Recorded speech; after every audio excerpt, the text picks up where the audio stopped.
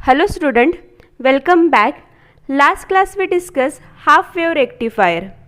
आपने वो video lecture नहीं देखा होगा तो go through the playlist of power supply, then come to this lecture. In this lecture we are going to discuss some important terms such as average voltage, current rating of diode, peak inverse voltage, in short called as PIV.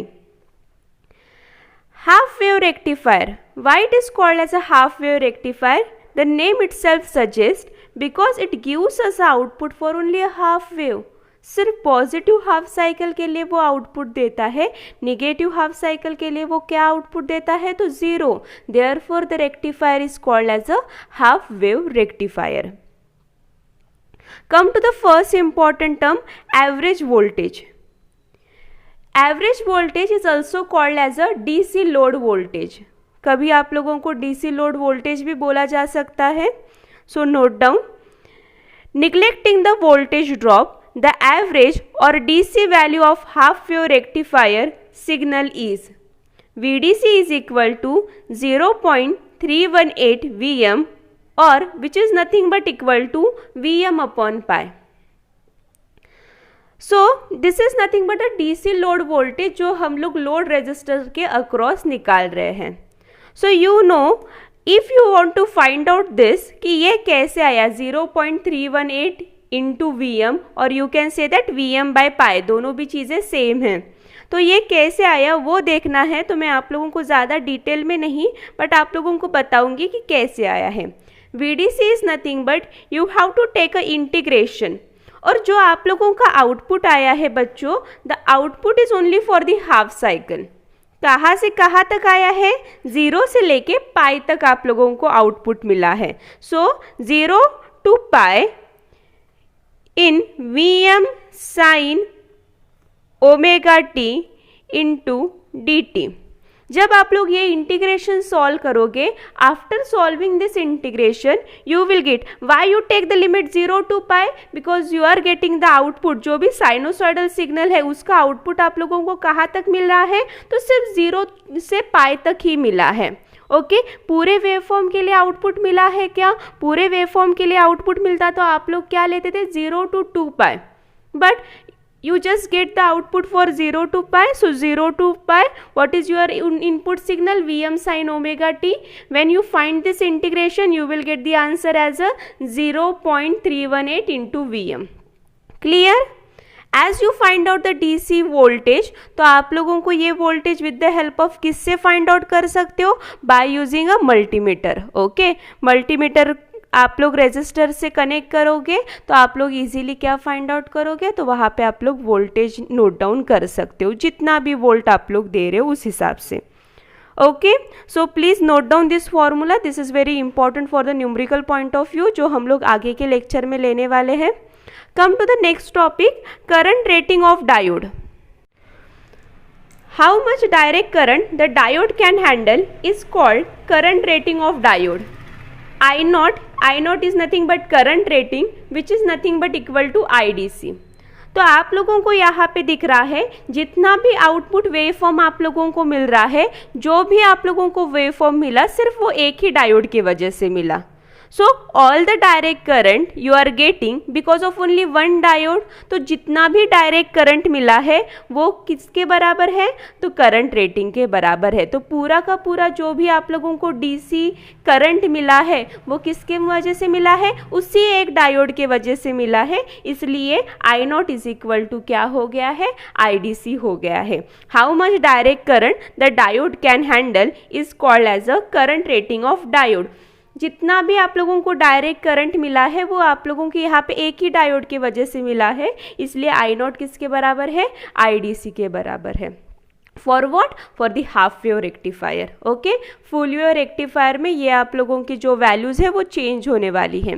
Peak inverse voltage PIV, one of the most important concept जो आप लोगों ने 11th में भी पढ़ा है, but अभी हम लोग फिर से एक बार थोड़ा डिटेल में देखने वाले हैं।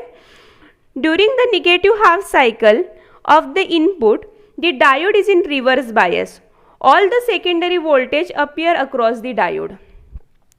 जब भी peak inverse voltage find out कर रहे हैं आप लोग, तो डायोड हमेशा कहाँ पे रहेगा, रिवर्स बायस में। हमेशा peak inverse voltage find out करना रहा तो हम लोग कब फाइंड आउट करते हैं, जब डायोड किस में रहता है, रिवर्स बायस में रहता है।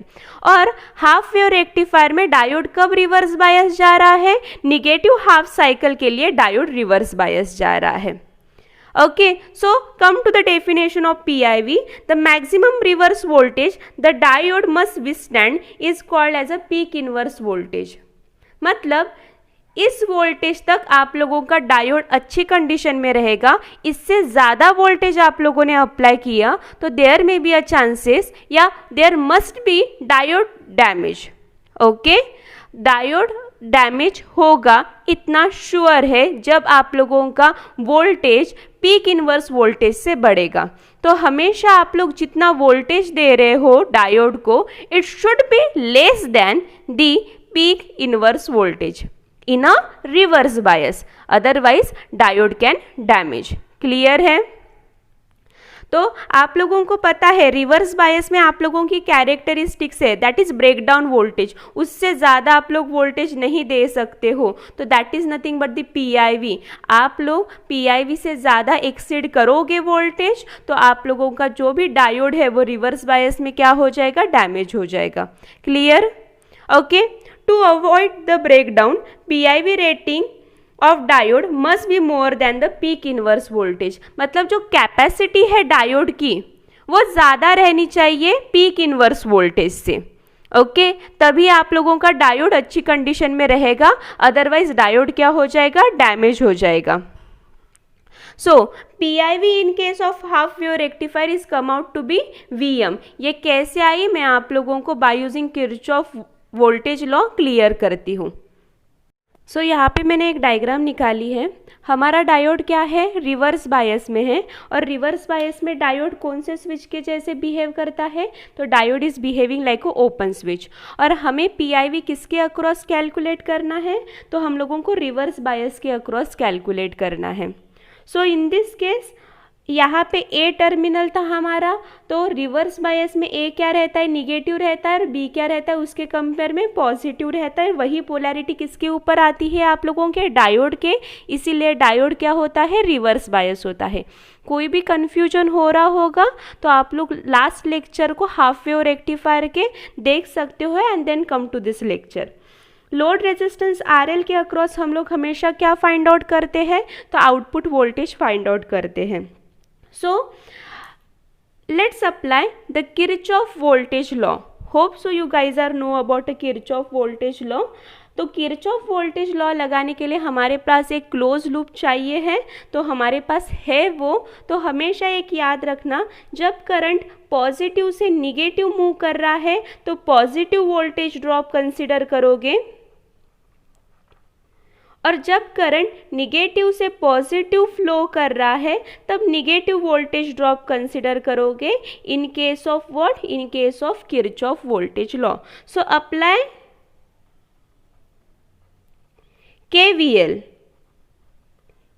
in given loop. So voltage drop across the secondary of transformer is considered to be as a VM. Voltage drop across the reverse bias diode is PIV, and the voltage drop across the load resistance RL is considered to be as a Vout.